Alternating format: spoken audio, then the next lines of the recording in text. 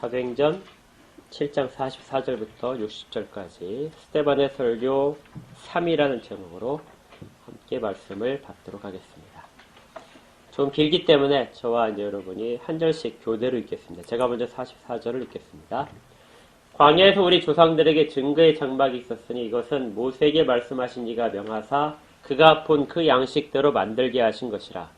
우리 조상들이 그것을 보다 하나님이 그들 앞에서 쫓아내신 이방의 땅을 점령할 때 여호수아와 함께 가지고 들어가서 다윗 때까지 이르니니. 다윗이 하나님 앞에서 은혜를 받아 야곱의 집을 위하여 하나님의 처소를 준비하게 하여 달라고 하더니 그러나 지극히 높으신 이는 손으로 지은 곳에 계시지 아니하시나니 선지자가 말한 바 주께서 이르시되 하늘은 나의 보좌요 땅은 나의 발등 땅이니 너희가 나를 위하여 무슨 집을 짓겠으며 나의 안식할 처소가 어디냐. 이 모든 것이 다 내 손으로 지은 것이 아니냐 함과 같으니라. 목이 곱고 마음과 귀에 할례를 받지 못한 사람들아, 너희도 너희 조상과 같이 항상 성령을 거스르는도다. 너희 조상들이 선지자들 중에 누구를 박해하지 아니하였느냐. 의인이 오시리라 예고한 자들을 그들이 죽였고 이제 너희는 그 의인을 잡아준 자요 살인한 자가 되나니 너희는 천사가 전한 율법을 받고도 지키지 아니하였도다 하니라. 그들이 이 말을 듣고 마음에 찔려 그를 향하여 이를 갈거늘 스데반이 성령 충만하여 하늘을 우러러 주목하여 하나님의 영광과 및 예수께서 하나님 우편에 서신 것을 보고 말하되 보라 하늘이 열리고 인자가 하나님 우편에 서신 것을 보노라 한데 그들이 큰 소리를 지르며 귀를 막고 일제히 그에게 달려들어 성 밖으로 내치고 돌로 칠세 증인들이 옷을 벗어 사울이라는 청년의 발 앞에 두니라. 그들이 돌로 스데반을 치니 스데반이 부르짖어 이르되 주 예수여 내 영혼을 받으시옵소서 하고 함께 읽겠습니다. 무릎을 꿇고 크게 불러 이르되 주여 이 죄를 그들에게 돌리지 마옵소서. 이 말을 하고 자니라. 아멘. 스데반의 설교 세 번째 시간으로 이제 스데반의 설교는 정점에 이릅니다. 앞에서 그 모세에 관한 이야기가 두 번째 설교의 핵심이었다면 세 번째 설교는 이제 성막 혹은 그들이 지금 서 있는 성전에 대한 이야기가 됩니다.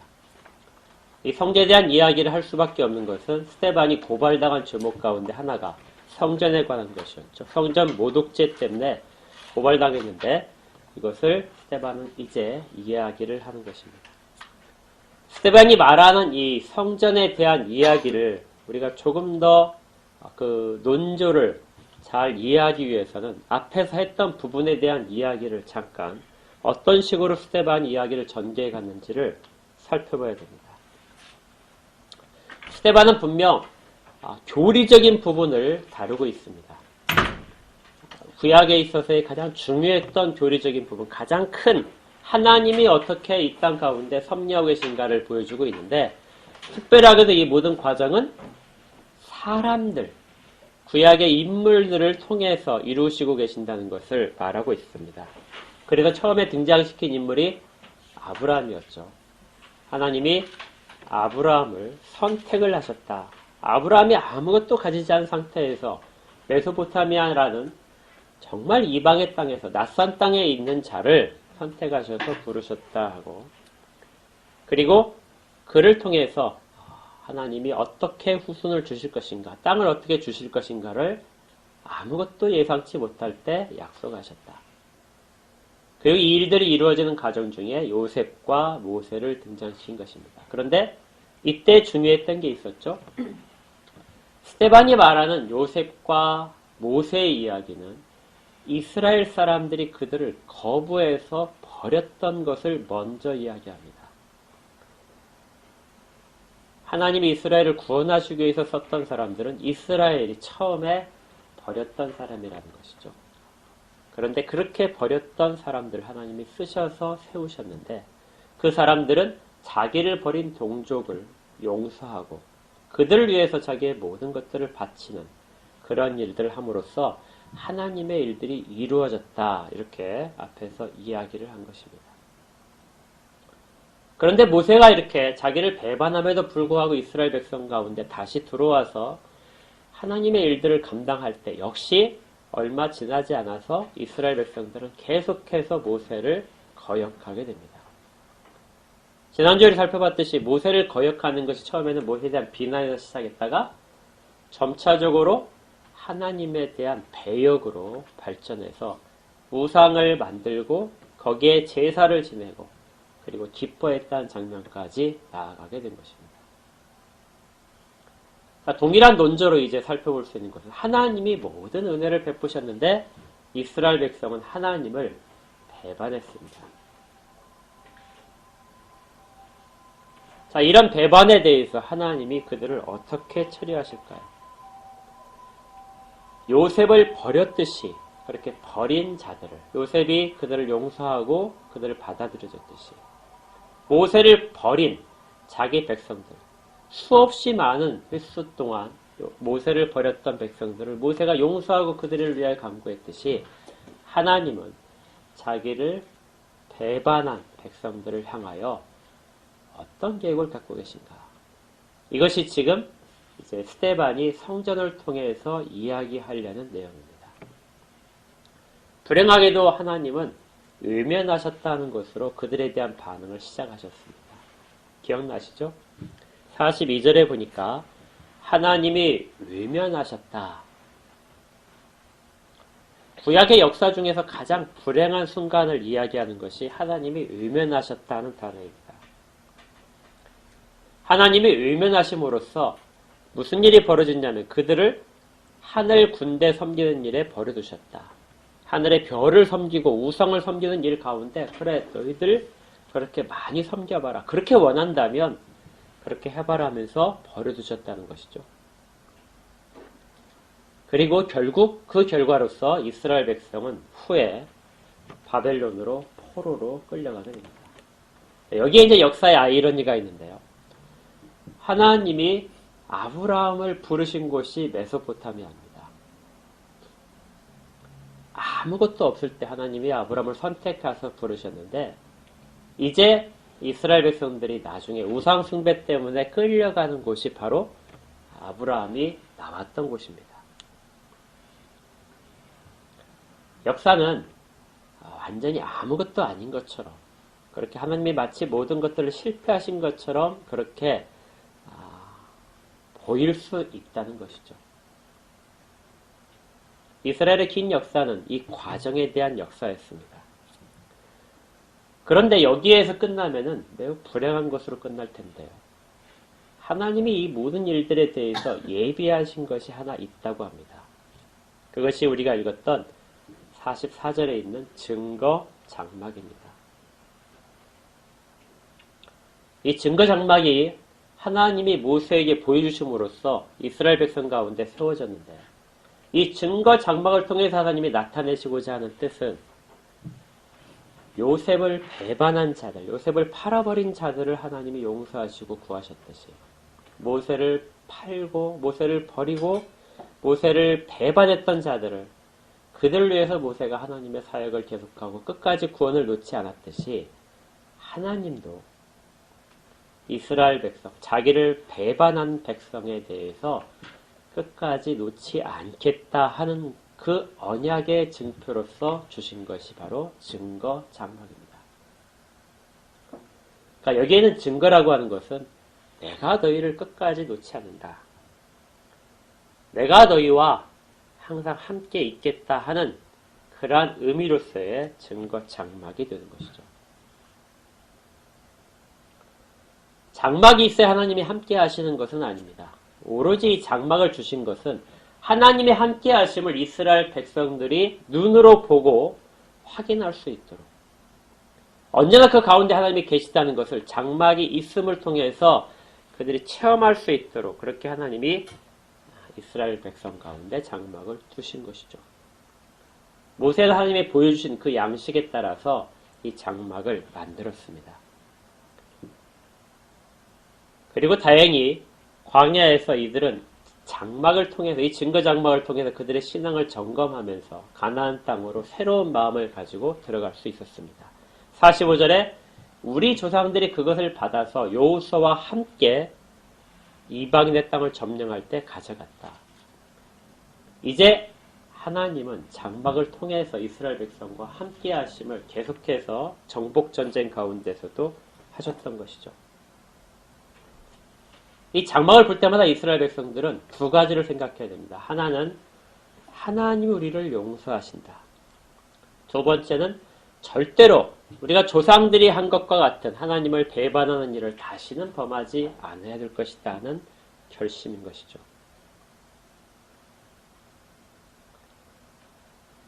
이러한 장막은 다윗 때까지 계속되고 다윗 때가 지나면서 다윗이 하나님에 대한 이 장막을 일정한 장소에 집을 만들어서 그걸 대체하고 싶어 했습니다. 그리고 그가 집을 지으려고 소원을 했지만 하나님이 허락하시지 않았기 때문에 솔로몬 때에 이르러서 성전이 지어진 것이죠. 이렇게 장막과 그 다음에 성전으로 이어지는 이러한 변화들 속에서 우리는 한 가지 중요한 사실을 발견할 수 있습니다. 이스라엘 백성들 가운데 본래 가장 거룩한 장소는 어디였을까요? 이스라엘이 성전을 지은 가장 거룩하다고 생각을 하지만 그들의 마음속에 있는 가장 거룩한 곳.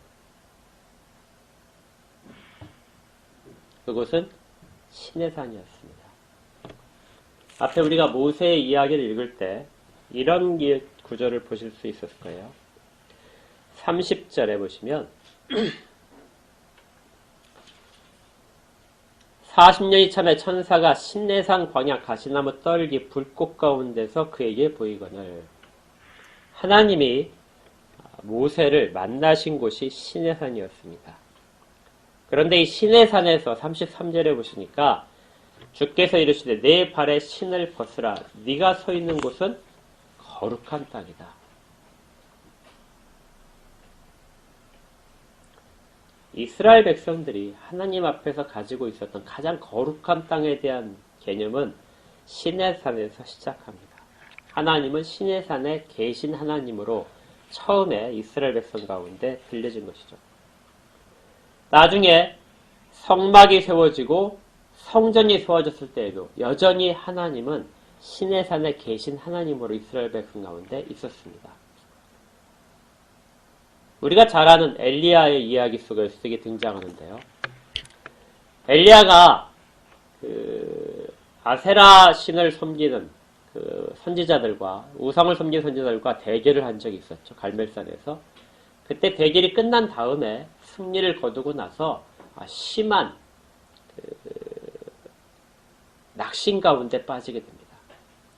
그런데 이 낙심 가운데 빠졌을 때 그가 회복한 곳이 어디냐면 시내산이었어요. 역대상 20장 8절에 이렇게 되어 있습니다. 여호와의 말씀이 내게 임하여 이르시되 너는 피를 여기 아니고요. 열왕기상 19장 8절인데요.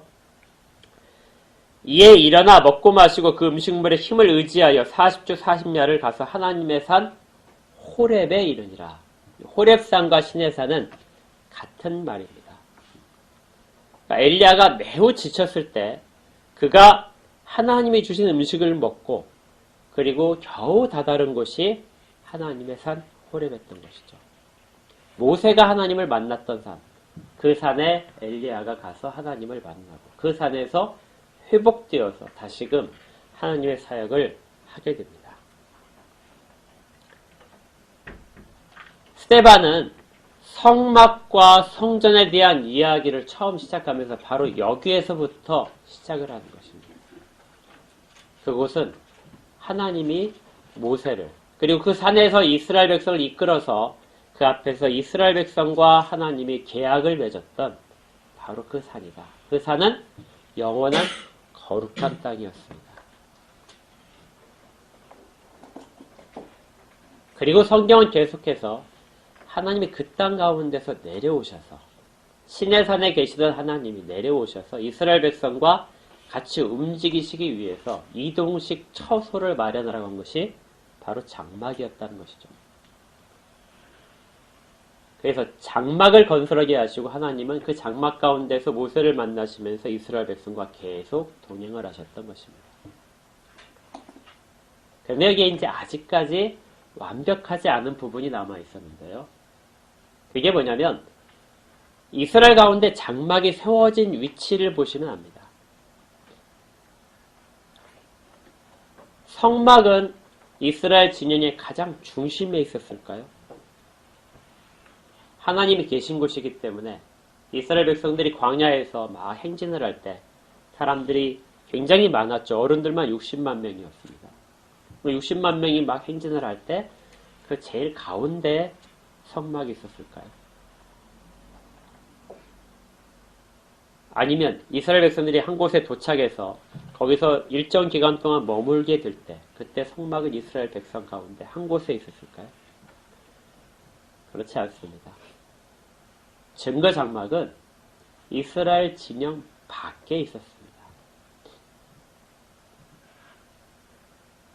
하나님과 이스라엘 백성 사이는 간격이 있었던 것이죠. 하나님이 이스라엘 백성과 함께 하시면서 자기가 함께하고 있다는 것을 드러내시지만 이스라엘 백성의 부정함 때문에 떨어진 곳에서 하나님은 이스라엘 백성과 만나고 계셨던 것입니다. 가나안 땅에 들어와서도 이러한 일은 계속됐습니다. 증거장막은 주로 실로에 있었는데 실로는 큰 도시가 아닙니다. 큰 도시들은 다른 곳에 있고 실로는 한적한 곳에 있었습니다. 하나님은 이스라엘 백성들의 중심에 계신 것이 아니라 이스라엘 백성과 떨어진 곳에서 계속 계셨던 것이죠. 다윗이 그것을 매우 안타까워했습니다. 그래서 다윗이 결심하기를 왕궁을 세운 다음에 왕궁 옆에 가장 이스라엘 중에서 중심이라고 할 수 있는 예루살렘에 하나님을 모시기로 작정을 했습니다. 그리고 하나님을 영원히 이스라엘 백성 가운데 하나님으로 변두리에 계신 분이라 거리가 있으신 분이 아니라 바로 자기 옆에 계신 분으로 그렇게 모시기를 소원한 것이죠. 그래서 다윗이 하나님 앞에 은혜를 구합니다. 제가 하나님을 위해서 집을 짓겠습니다. 그런데 성경은 여기서 아주 특별한 묘사를 하고 있는데요. 46절입니다. 다윗이 하나님 앞에서 은혜를 받아 야곱의 집을 위하여 하나님의 처소를 준비하게 하여 달라고 하더니 자, 다윗이 하나님의 집을 이 성전을 건설하려고 할 때 목적이 있었죠. 무엇이 목적입니까? 야곱의 집을 위하여.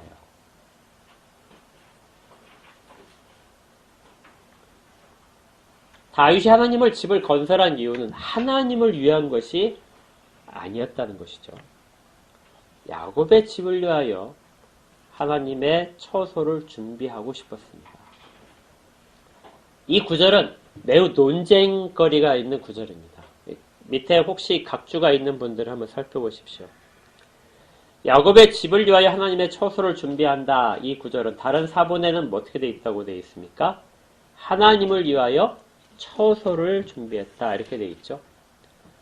구절 자체가 원어상으로 매우 결정하기가 힘들게 그렇게 이루어져 있습니다. 그래서 어떤 분들은 이것을, 어떤 사본들은 야곱의 집을 위하여 하나님의 처소를 지었다고 하고, 다른 사본들에서는 하나님을 위하여, 그러니까 야곱의 하나님을 위하여 집을 지었다. 이렇게 해석하기도 합니다. 우리 성경은, 한글 성경들은 거의 대부분이다 야곱의 집을 위하여 지었다고 이렇게 해석을 하고 있습니다. 이것이 앞뒤 문맥을 연결했을 때 가장 더 정확한 표현입니다. 저도 이것이 옳다고 생각합니다.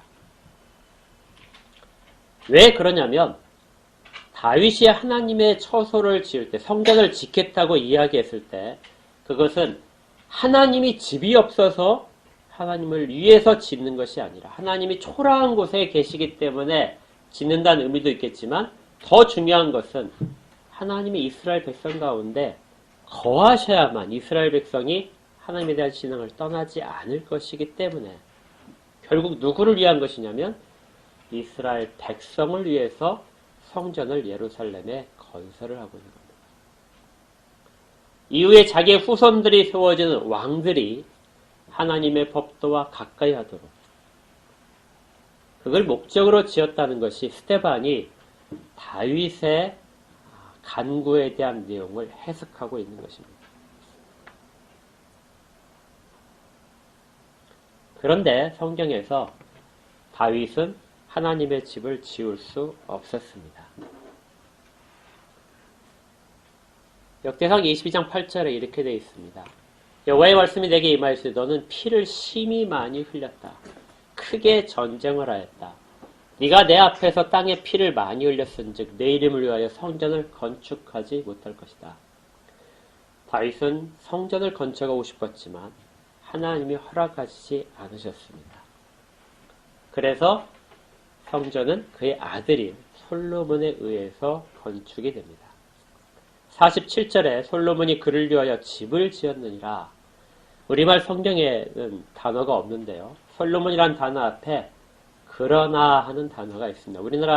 우리말 성경이 이 접속사를 굉장히 많이 생략하는 경우가 있어요. 그래서 말에 그렇게 바뀌는 부분들에 대해서 우리가 잘 감지 못하는데 47절 앞에는 써놓으시기 바랍니다. 솔로몬이 그 앞에는 그러나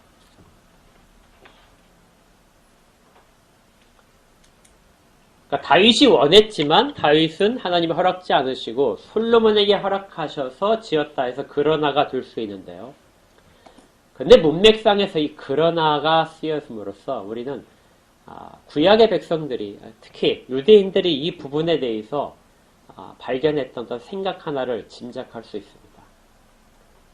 여러분들은 솔로몬 왕 하게 되면 어떤 것을 떠올리시나요? 솔로몬은 지혜롭죠. 가장 지혜롭습니다. 이 땅에 어떤 사람들보다도 더 부유한 것을 받았습니다. 그의 나라는 평화로웠죠. 그래서 그는 평화의 왕이었습니다. 그런데 구약의 유대인들은 이 솔로몬에 대해서 또 다른 하나의 면을 알고 있습니다. 그게 뭐냐면 솔로몬은 이스라엘 백성들에게 우상 숭배를 가져다 준 장본입니다. 그는 정권의 안정을 위해서 수많은 국제결혼을 했는데 국제결혼을 할 때 외국의 공주들이 들어오면서 자기들이 섬기던 신들을 다 가져왔고 그 신들을 섬기도록 왕궁 안에 제단들을 다 설치해 주었습니다. 솔로몬이란 이름으로 솔로몬이 성전을 지었다고 되어 있지만 한편으로 그는 성전을 건설한 다음에 왕궁에 수많은 우상들을 섬기는 제단들을 다 세우는 사람이죠. 그리고 이 우상들은 이제 이스라엘 민간 가운데 퍼져서 우상과 하나님을 같이 섬기는 신앙이 그들의 일상화가 되기 시작한 것입니다. 이것이 누구 때문이라고요? 솔로몬 때입니다. 그래서 그러나 솔로몬이 그를 위하여 집을 지었다. 이 말은 이 성전에 대한 구약에서 부정적인 이야기를 담고 있습니다. 솔로몬이 매우 부유하고 지혜로웠다고 했습니다. 그는 각각의 성막이 갖고 있던 그 의미들을 다 잘 알았고 그걸 성전에 그대로 투영시켰습니다. 그들은 매우 부유해서 자기가 갖고 있는 온갖 좋은 재물들을 다 퍼부어서 성전을 매우 화려하게 지었습니다. 솔로몬의 성전은 이후에도 모범이 될 만큼 여러분들이 성전에 대한 걸 검색하시면 솔로몬의 성전은 매우 화려했던 것들을 사람들이 생각을 해서 기억해내서 그렸던 그림들을 발견할 수 있는데요. 이처럼 화려한 성전. 그런데 거기에는 하나님에 대한 순전한 마음들은 담기지 않고 있었다는 것이죠. 시내산의 거룩한 땅과 증거 장막과 성전의 변화. 스데반이 이 가운데서 점점 시내산의 거룩한 땅에는 인간의 어떤 손길이 가해지지 않은 오로지 하나님이 계시기 때문에 거룩했던 곳이었습니다. 그런데 점차적으로 하나님이 이스라엘 백성 가운데 동행하시면서 이스라엘 백성이 함께 드렸던 모든 물건들은 그들이 가장 화려하고 귀중한 것들을 사용해서 지었다 하지만 사람의 손이 많이 가면 갈수록 점점점 더 그 가운데는 거룩함이 훼손되고 있었습니다. 결국 지금 스데반이 서 있는 이곳이 바로 성전인데요. 이 성전은 스룹바벨이 무너졌던 솔로몬의 성전을 다시 세운 다음에 헤롯이 지금 리모델링을 하고 있는 그런 곳입니다. 굉장히 화려하게 지었습니다. 그래서 그 가운데는 하나님의 증거궤도 없고 하나님도 그 가운데 임재하지 않는 상황입니다.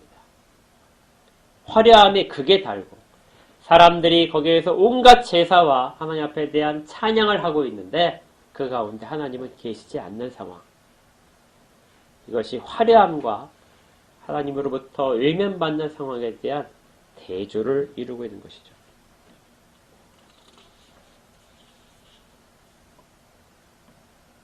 그래서 주인께서는 나중에 너희들이 이 큰 건물을 보고 있느냐? 이 건물이 나중에 돌 위에 돌 하나도 남아있지 않게 될 것이다. 예수님께서 이 성전에 대해서 부르시는 말이 큰 건물이라는 것입니다. 사람들이 정말 화려하게 지은 큰 건물이 바로 너희들이 섬기는 성전이다.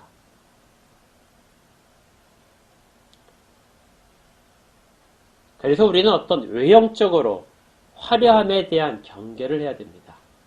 우리가 또 많은 의미를 두어서 무엇인가를 하는 것에 대한 경계를 잊지 말아야 됩니다. 흔히 성지순례란 말을 많이 하시죠. 성지순례란 말은 거룩한 곳에 가서 하나님의 임재를 경험하고 예배를 드리는 그러한 행위가 성지순례입니다. 이 땅 가운데 성지순례에 가는 대상은 이스라엘과 터키 지역입니다. 그런데 이 성지란 말은 사용을 하면 안 되는 말입니다. 그 땅은 그저 성경의 무대였을 뿐입니다. 그 땅 가운데 현재 거룩함이 남아있는 것도 아니고 그 땅 가운데 어떤 사도들이 남겨놓은 은혜의 방편들이 그 땅 가운데 있는 것도 아니고 그것은 그저 역사적인 유물들입니다. 사람들이 거기에 의미를 두고 가서 그 화려함께 기념을 하면서 거기서 무슨 은혜를 얻으려고 하는 모든 것들은 지금 스데반의 고발을 당하고 있는 이 유대인의 지도자들과 같은 생각을 갖고 있는 것입니다. 만약에 그것이 그렇게 중요했다면 바울이 모든 세워진 교회마다 여러분들은 매년 한 번씩 가서 예루살렘에 가서 성지순례 하십시오 하고 그렇게 권했을 겁니다. 바울은 오히려 여러분들이 바로 거룩한 성전입니다. 여러분들은 지금 다 건설되고 있는 중입니다.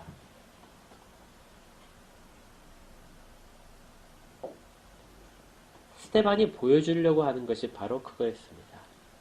화려하게 보이는 곳에 하나님은 계시지 않습니다.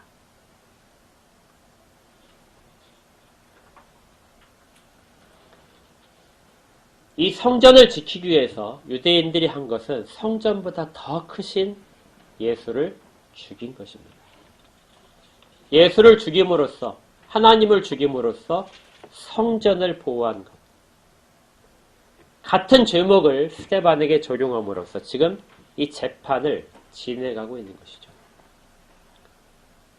우리의 신앙 가운데 이러한 모습이 늘 등장할 수 있습니다. 우리가 만들어낸, 우리가 가장 거룩하고 우리가 가장 선하다고 하는 모든 것들이 우리가 거기에 의미를 두고 그것들을 반복하면서 점차적으로 우상화될 수 있다는 것입니다. 우리가 자랑하는 교리조차도 그렇게 될 가능성이 많고요. 이미 많은 부분들은 우리가 느끼듯이 우상화되어 있는 부분들이 굉장히 많습니다. 이런 가운데 신앙의 본 모습을 회복해야 됩니다.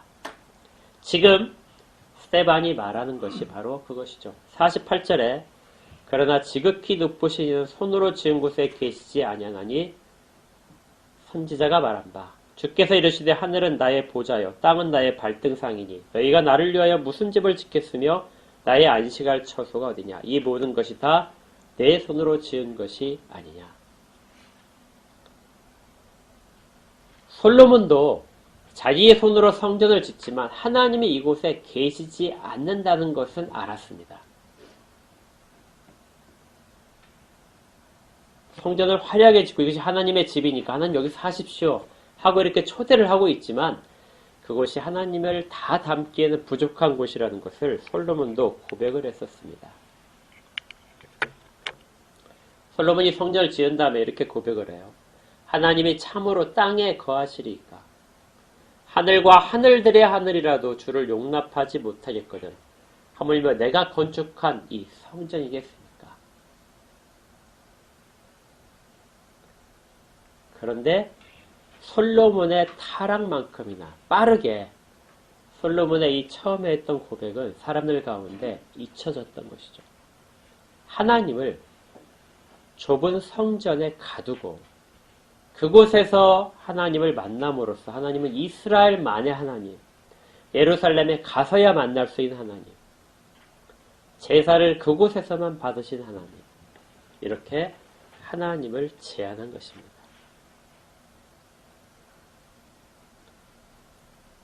무한하신 하나님을 인간의 손으로 만든 것에 가두어 놓고 거기서 만족을 찾고 있던 것이 바로 이 유대인들의 모습이었던 것이죠.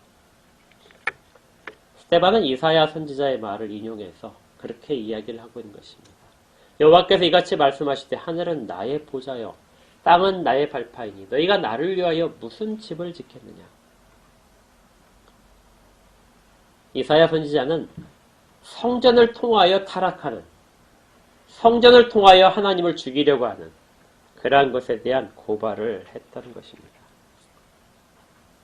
이 모든 걸 담은 것이 51절에 있는 목이 곧고 마음과 귀에 할례를 받지 못한 사람들아. 목이 곧고 마음과 할례를 받지 못하는 것은 모세가 이스라엘 백성을 광야에서 책망했단 말입니다.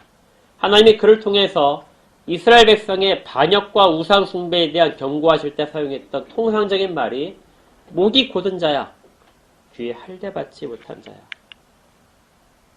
하나님은 오죽하면 이렇게 말씀하셨습니다. 너희를 적과 꿀이 흐르는 땅에 이르게 하려니와 나는 너희와 함께 올라가지 아니하겠다. 너희는 목이 곧은 백성인지 하나님 앞에 숙이지 못한다는 것이죠. 내가 길에서 너희를 진면할까 염려함이라. 모세는 이스라엘 백성을 가나안 땅에 들여보내기 전에 다시 한번 자기 유언처럼 당부하는 곳에서 이렇게 이야기합니다. 그러므로 너희는 마음에 할례를 행하고 다시는 목을 곧게 하지 마라. 할례란 이스라엘 백성의 표시인데 그것을 육체에 해준 것으로 이스라엘 백성을 생각하지 말고 마음의 할례를 행하라. 마음마저도 주께 순종하라. 네 하나님 여호와께서 너의 마음과 내 자손의 마음에 할례를 베푸사 내게 마음을 다하며 뜻을 다하며 내 하나님 여호와를 사랑하게 하사 내게 생명을 얻게 하실 것이라. 우리 주님께서도 인용하신 아주 중요한 구절이죠. 하나님께서 네 마음과 네 자손의 마음에 할례를 베푸실 것이다. 그리고 그들만이 마음과 뜻을 다하여 하나님을 사랑하게 될 것이다. 지금 스데반이 이스라엘 백성들을 세워놓고 책망하는 것은 너희들 가운데는 하나님의 뜻을 따르겠다는 마음도 없고 너희들은 하나님께 순종하지도 않고 하나님을 사랑하지도 않는다. 광야에서 너희 조상이 그랬듯이 가나안 땅에서 조상이 그랬듯이 너희는 언제나 성령을 거슬려서 하나님으로부터 벗어나려고 한다. 그 가운데 수많은 선지자들을 죽였고 그리고 그리스도까지 너희가 죽였다.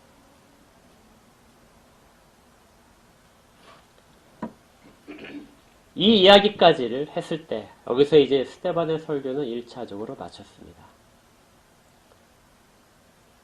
이런 고발하는 말로 책망하는 말로 마치 모세가 광야에서 외쳤듯이 그렇게 이스라엘 백성들의 지도자 앞에서 그들을 책망하는 말로 설교를 끝내자 두 가지의 반응이 나타났습니다. 54절을 보십시오. 그들이 이 말을 듣고 마음에 찔려 그를 향하여 이를 갈거늘 유대인의 지도자들도 스데반의 한 말에 어느 정도 이해는 됐습니다. 그들의 마음에 찔렸다는 말은 그들 자신도 지금 자기들이 섬기는 성전이 하나님의 임재의 상징이 아니라는 것을 어느 정도는 알고 있었기 때문이죠. 그런데 이렇게 찔림이 있자 그들 가운데 일어난 반응은 회개가 아니라 이를 가는 것이었습니다. 저자를 죽여야 되겠다. 사람의 마음은 쉽게 바뀌지 않습니다. 진리가 선포되더라도 강팍한 마음들, 완고한 마음들, 목이 곧고 마음에 할례받지 못한 사람들은 말씀 앞에 순종할 수가 없습니다. 그런데 여기에 대해서 스데반 설교가 끝난 다음에 두 번째 다른 반응이 있습니다. 55절에 스데반이 성령이 충만하여 하늘을 우러러 주목하여 하나님의 영광과 및 예수께서 하나님 우편에 서신 것을 보고 말하되 보라 하늘이 열리고 인자가 하나님 우편에 서신 것을 보노라 한대. 스데반의 설교에 대한 두 번째 반응은 하늘의 반응이었습니다. 하늘에서 누가 반응하고 계시죠? 우리 주님이 반응하고 계시고 하나님의 영광이 스데반에게 나타나고 있었던 것입니다. 이 두 절 가운데 우리는 지금까지 스데반이 사용했던 그 중심적인 메시지의 단어들이 여기에 다 집중되어 있는 걸 볼 수 있어요. 영광의 하나님이란 단어는 어디에 사용됐었습니까? 하나님이 아브라함을 처음에 부르실 때 사용했었죠. 7장 2절에 메소포타미아에 있을 때 영광의 하나님이 그에게 보이셨다.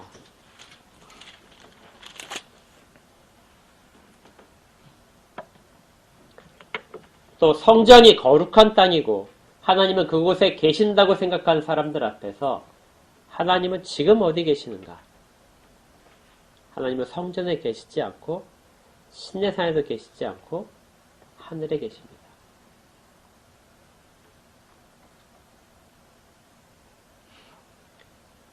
그들이 박해하여 죽인 선지자들이 예언했던 그 의인을 잡아서 죽였는데 그 의인은 지금 어디에 계시냐면 하나님 우편에 서 계십니다.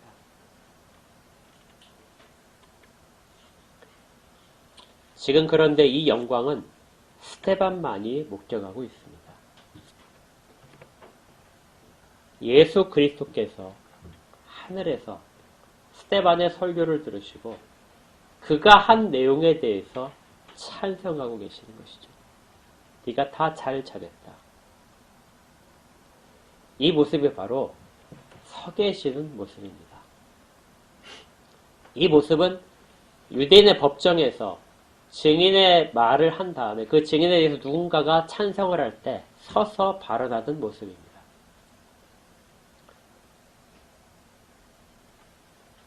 우리 주 예수께서 스데반을 나중에 그 영혼을 받으시기 위해서 서 계신 것이 아니라 이 재판 장면에서 스데반의 한 말에 대해서 찬성하고 계시는 것이죠. 그가 내 마음을 전했다. 그가 이스라엘 역사 가운데 하나님이 하신 일들을 사람들 가운데 잘 전했다. 율법과 성전의 참다운 의미를 그 현재의 모습을 잘 책망했다. 이것이 주님께서 하나님 보좌 우편에서 영광 가운데 서셔서 스데반을 보고 계신 것입니다.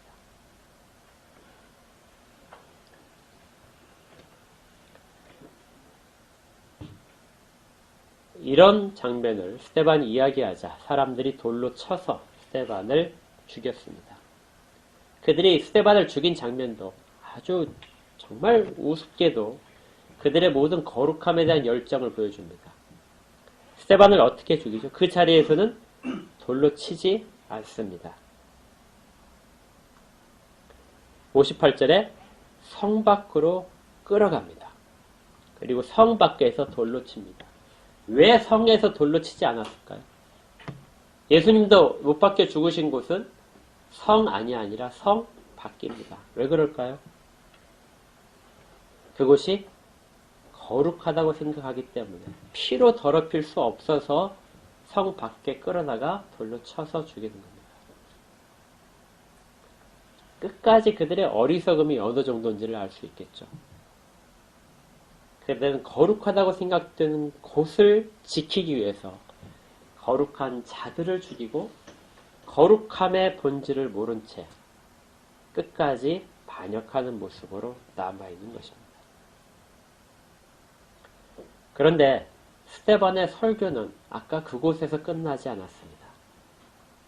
제가 오늘 제목을 잡으면서 스데반의 설교를 60장까지라고 본문을 잡으면서 설교 제목을 받은 것이 스데반은 죽는 순간에도 설교를 하고 있기 때문에 그렇습니다. 59절에 그들이 돌로 스데반을 치니 스데반이 부르짖어 이르되 주 예수여 내 영혼을 받으시옵소서 하고 무릎을 꿇고 크게 불러 이르되 주여 이 죄를 그들에게 돌리지 마옵소서 하고 이 말을 하고 자니라. 스데반이 마지막에 죽을 때 남긴 그 말입니다. 마지막 호흡을 헐떡이면서 이렇게 했을 것 같은데요. 두 가지 내용입니다. 주 예수여 내 영혼을 받으시옵소서. 두 번째는 무릎을 꿇고 크게 불러 이르되 기도를 하는 거죠. 이 죄를 그들에게 돌리지 마옵소서. 이 두 가지의 스데반의 마지막 고백은 요셉이 자기 백성에게 버림을 받을 때, 그리고 그 버림받은 자기를 버렸던 형제들을 구할 때, 그럴 때 가졌던 마음입니다. 그리고 또 모세가 자기 백성으로부터 버림을 받고 반역을 받고 아까처럼 하나님이 내가 저 목이 굳은 백성과 같이 가나안 땅에 올라가지 않겠다 그렇게 말씀하셨을 때 하나님 앞에 자기의 구원의 문제까지 가지고 하나님 앞에 아뢰었단 말입니다. 그들의 죄를 그들에게 돌리지 마시고 저한테 돌리시옵소서. 차라리 제가 그것을 감당하고 이 백성을 용서하시옵소서. 모세가 광야에서 드렸던 기도고요. 또 이것은 주님이 십자가상에서 기도하셨던 내용이기도 합니다.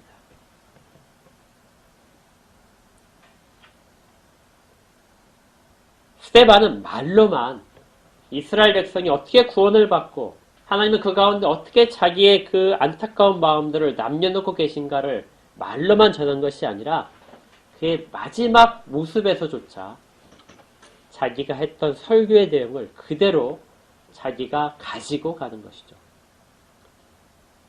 저를 지금 버리는 자들, 저를 죽여야 거룩함을 지킬 수 있다고 생각하는 자들을 하나님, 그를 위해서 제가 죽고 있는데 그들을 용서하시옵소서. 그들은 여전히 하나님이 용서를 베푸셔야 될 존재들입니다.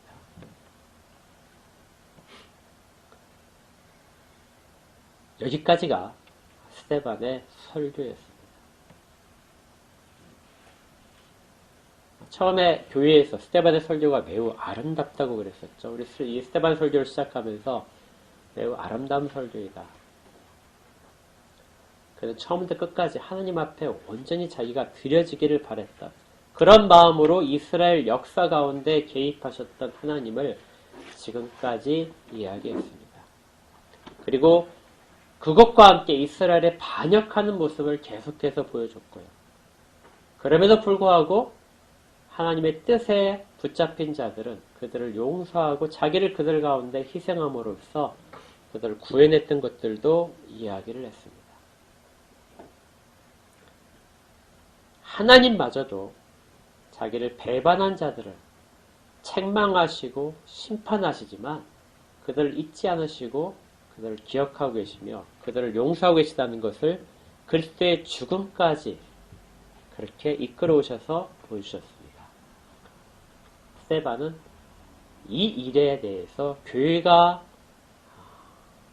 만들어낸 첫 번째 순교자입니다.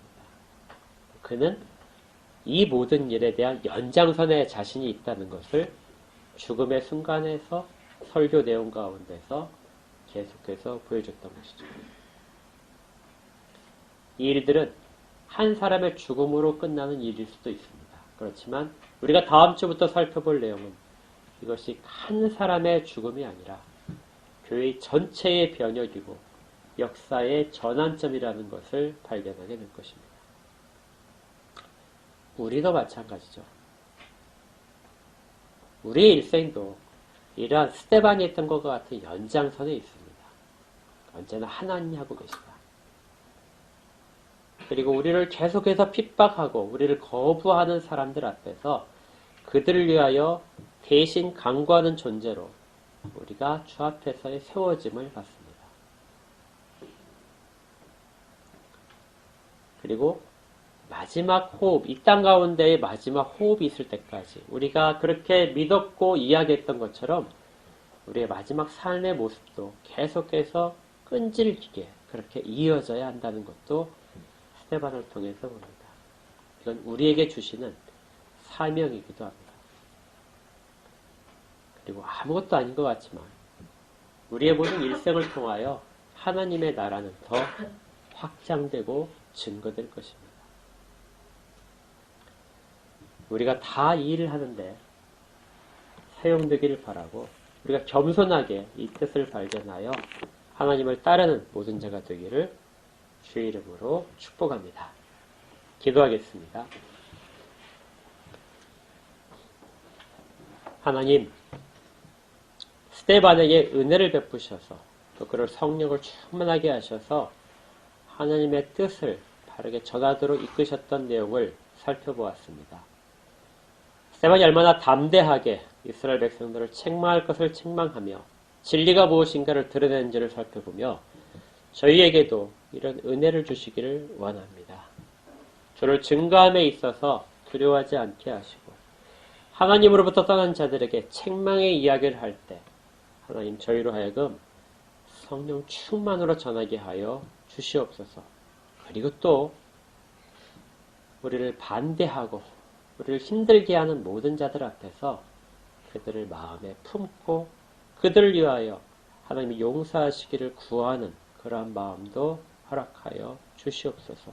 이를 통해 온전히 하나님의 영광만이 드러날 것을 바라봅니다. 스데반을 받으셨듯이 저희를 받으시는 하나님을 소망하며 이 신앙의 길 가운데 모두 다 담대하게 갈 수 있도록 은혜를 더하여 주시옵소서. 예수님 이름으로 축복하며 기도합니다. 아멘.